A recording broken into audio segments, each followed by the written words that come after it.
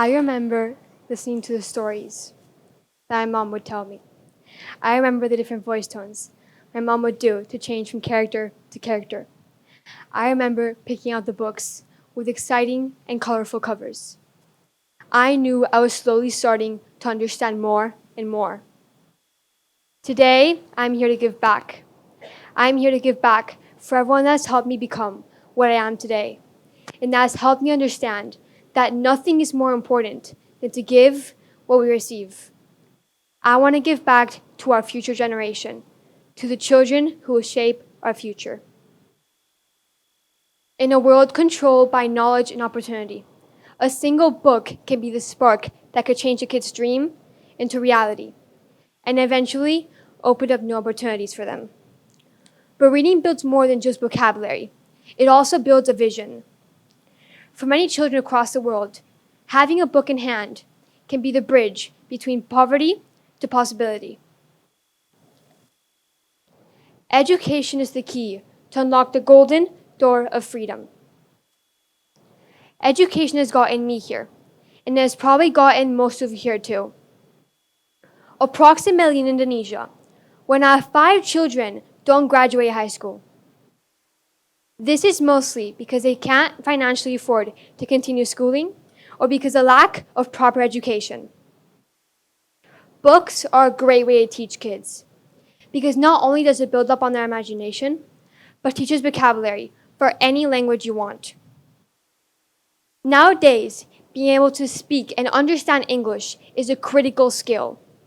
Over 1.53 billion people speak it today, making it the most spoken language globally.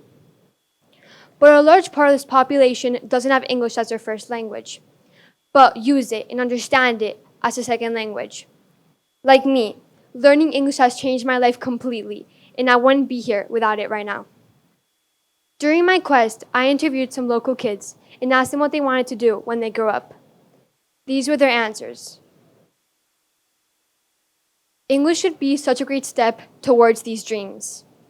As one quote says, "It is so important to know what you want for the future, even if that includes having something that you don't have yet." My inspiration to do my quest came on my childhood.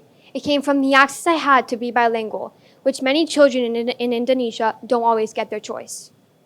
With this, I decided a library was what we needed.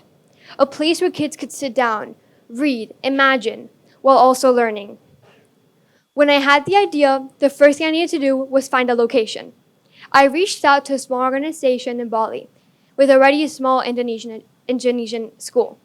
They loved my plan, but unfortunately weren't able to give me a direct answer. So my quest continued. I didn't give up. In the meantime, I began my search for book donations. These would fill the walls of the library. I made posters, sent out emails, and made a stats for Friday.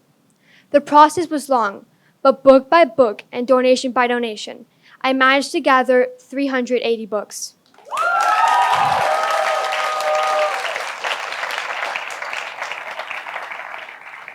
Then we reached out to another organization. They told us they had the perfect space for us. This was part of the Astunkara Way project, founded by Tim Fajal.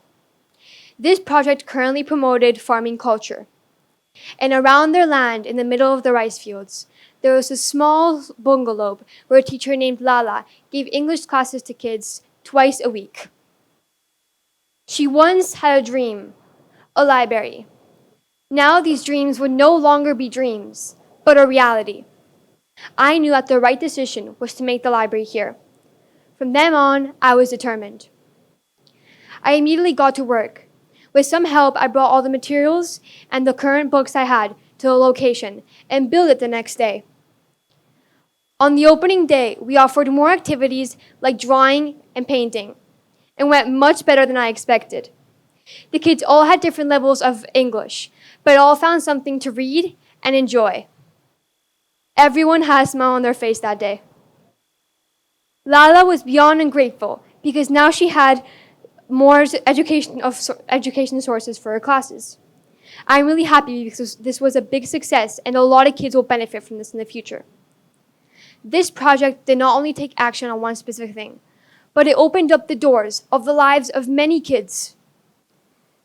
And I hope that this project inspires you to know that even if it looks like a small action, it can make a bigger impact than you think.